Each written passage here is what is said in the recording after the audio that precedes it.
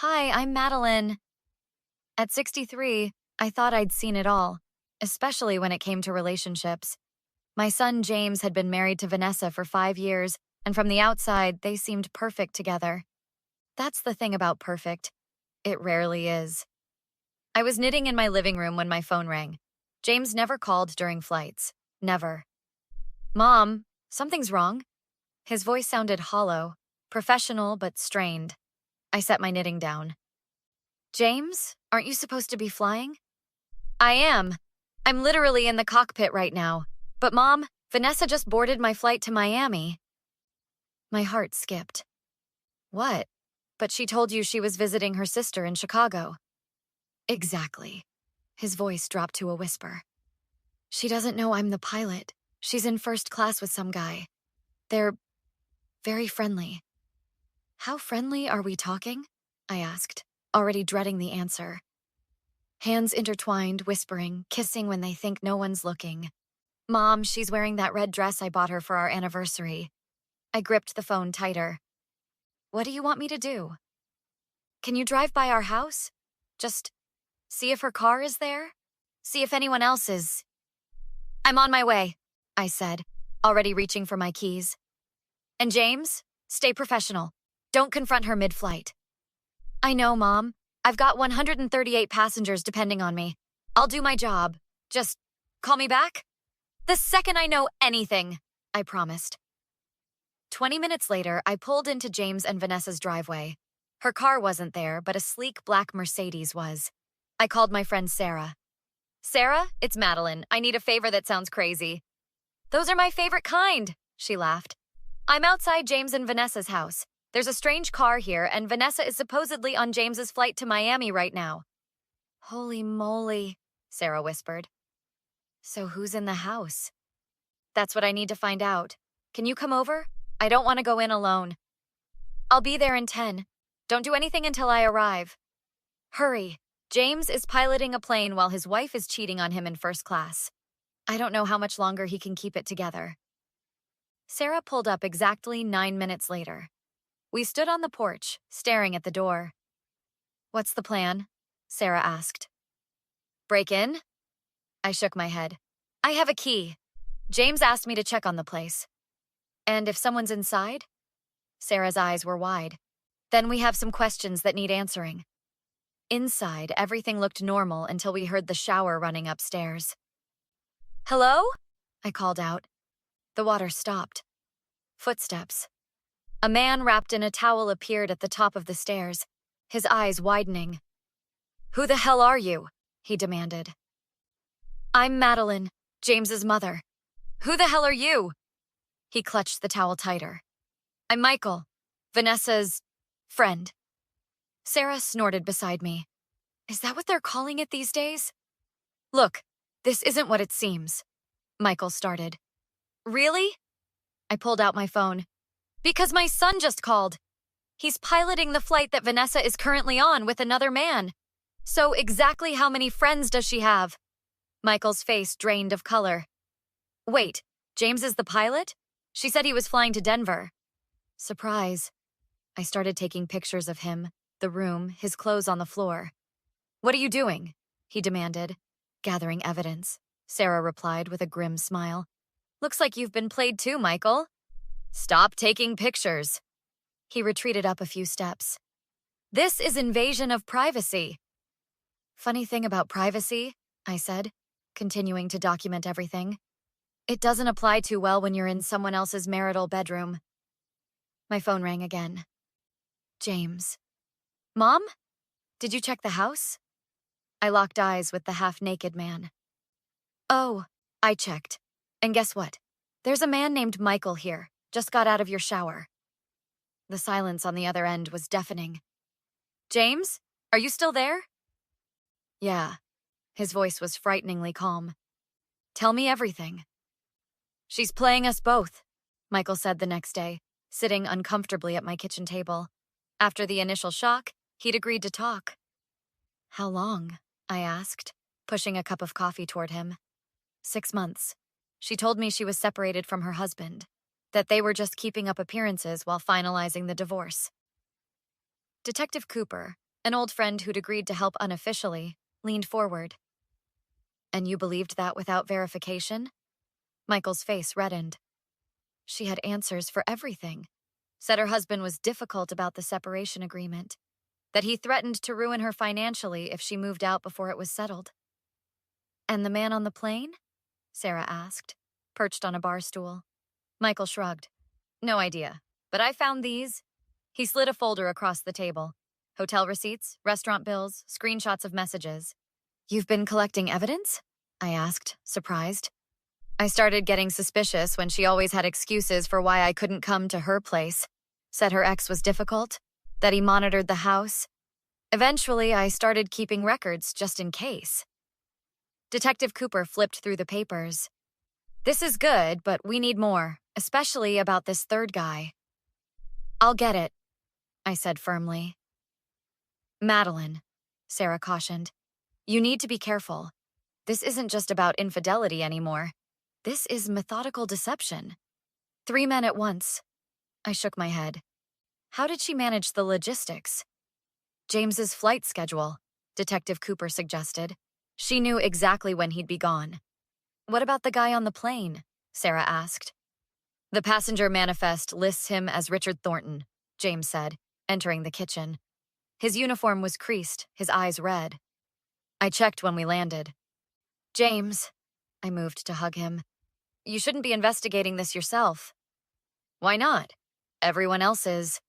He dropped into a chair. I called her sister. Vanessa hasn't visited Chicago in months. You realize what this means? Michael said. The Chicago story was covering for me. The Denver story was covering for Richard, and she didn't know I'd be piloting that Miami route, James finished. It was a last-minute swap. I was supposed to be on the Denver run. That's some cosmic justice, Sarah murmured. Justice would be her facing consequences, James replied coldly. Did you talk to her when you landed? I asked. James shook his head. I stayed in the cockpit until she deplaned. I couldn't trust myself. Detective Cooper straightened. I've seen cases like this before. It's not just infidelity. Look at these credit card statements. We all leaned in as he spread out papers from his briefcase. She's been systematically draining your accounts, James. Small amounts, different accounts, building over time. Classic financial infidelity. That's why we've been struggling to save, James whispered. I thought it was inflation. You need a lawyer, I said firmly. No, what I need is for her to admit what she's done, to my face. She will, Detective Cooper promised. We'll make sure of it. And then what? Michael asked. And then, James said, his voice steady for the first time. I want everything she's taken from me, financially and emotionally. Are you sure? I asked. Once we confront her, there's no going back. Mom, James looked at me, determination hardening his features. She was on my flight, in my workplace, with another man, while a third man used my shower. She's already burned everything to the ground. I'm just going to make sure she doesn't walk away from the ashes unscathed. 3 days later, we were ready. Vanessa had returned, acting as if nothing had happened. James had maintained the same facade, giving her enough rope to hang herself. We gathered at a restaurant neutral ground. James, Detective Cooper, Michael, Richard, who'd been equally shocked to learn about the others, and me. Vanessa thought she was meeting just James for dinner. Her face when she walked in was a masterclass in shock. What is this? She asked, her voice wavering as she recognized each face at the table. Please sit down, James said calmly. I don't understand. Her eyes darted between Michael and Richard. What are they doing here? Funny, James replied. That's exactly what I was wondering when you boarded my flight to Miami. She blanched. That was you piloting? Surprise, I said, echoing my words from days earlier. This isn't what it looks like, she started. Really? Richard interjected. Because it looks like you told me you were single, told Michael you were separated, and told your husband you were visiting your sister when you were actually with me. You've been lying to all of us, Michael added, and apparently stealing too. Stealing? Her voice rose. That's ridiculous. James, are you going to let them talk to me like this? These gentlemen have names, Vanessa, James said coolly. Michael and Richard, though I suspect you've used different names for them when talking to each other. You're making a scene, she hissed, glancing around nervously. No, you made the scene, I countered. We're just making it public. James slid a folder across the table. Bank statements, credit card bills, money transfers. Care to explain? That's our money, she protested. I'm your wife. The money you transferred to your personal account that James doesn't have access to? Detective Cooper asked. The account you've been building up by systematically draining joint funds? Who even are you? She snapped. Detective Cooper, he replied calmly. Just here as a friend for now, but that could change. Vanessa's composure cracked. James, please. Can we talk about this privately? I made mistakes, I admit that, but… No, James interrupted. No more private conversations, no more secrets. Everything in the open now. I was confused, she insisted, reaching for his hand. He pulled it away. I was feeling neglected with all your flights, your absence. So neglected you needed 2 other men? Richard asked. You don't understand, she said, turning on him. You were just what? Richard demanded. A distraction? A pawn? I'm sorry, she whispered, tears forming. I got confused, lost. I didn't mean to hurt anyone. But you did, I said. Deliberately and repeatedly. You planned this, she accused, looking around the table. Ambushed me.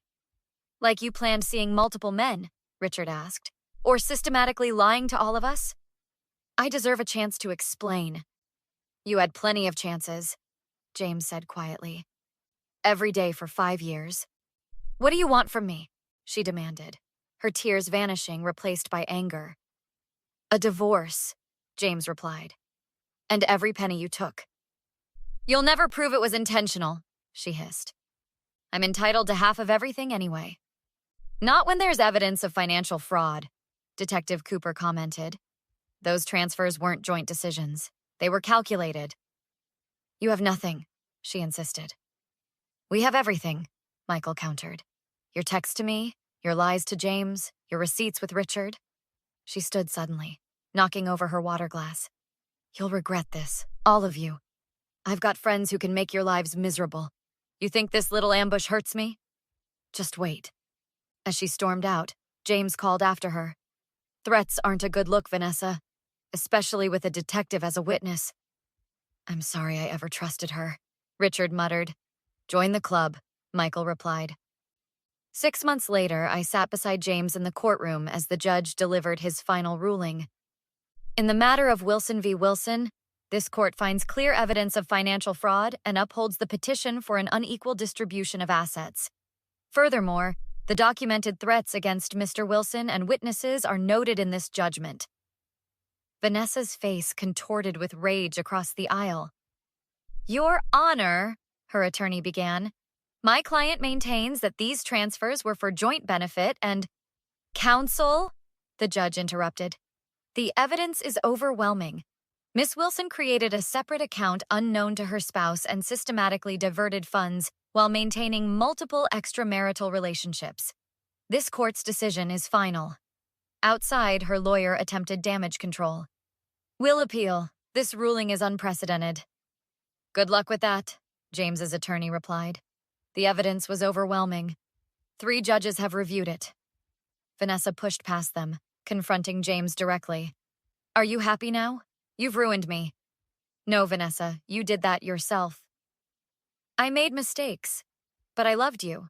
Doesn't that count for anything? James shook his head. You didn't love me. You loved what I provided. Stability, cover for your other relationships, and a bank account to drain. I want to make amends, she insisted, her voice softening. We could try counseling. People overcome infidelity all the time. This wasn't infidelity, I interjected. It was a long-term con. Stay out of this, Madeline, she snapped. You never liked me anyway. I liked the person you pretended to be just fine, I replied. Detective Cooper approached, nodding politely. Miss Wilson, I'd advise against any further contact with your ex-husband or his family. Or what? She challenged. Or the threats you made could become a separate legal matter. You're walking a fine line. You're all against me, she said, looking from face to face. You've always been against me. We're against what you did, James corrected. There's a difference. She glared at all of us before stalking away, her lawyer hurrying after her. Is it really over? I asked James. The divorce is. The financial recovery has just begun, he replied. But at least now I know the truth. Later that evening, James and I sat on my porch swing, watching the sunset. How are you feeling? I asked. He considered the question. Lighter, like I can breathe again. Sarah joined us, carrying drinks. To new beginnings, she toasted. And to mothers who have your back, James added, clinking glasses with me. I still can't believe how perfectly it all unraveled, I mused. Her on your flight, of all things. Some might call it fate, Sarah suggested. I call it justice, James replied, though I still wake up wondering how I missed the signs. Skilled manipulators are good at hiding who they really are, Detective Cooper said, joining us on the porch. Don't blame yourself. I don't anymore, James said. But I do wonder, how do people trust again after something like this? You already are, I pointed out. You trusted me enough to ask for help. You trusted Sarah and Detective Cooper. Trust isn't gone, it's just more discerning. And what about relationships? He asked. How do I not see Vanessa in every woman I meet? By remembering that Vanessa is one person, not all people, Sarah said gently. Not everyone is living a double life.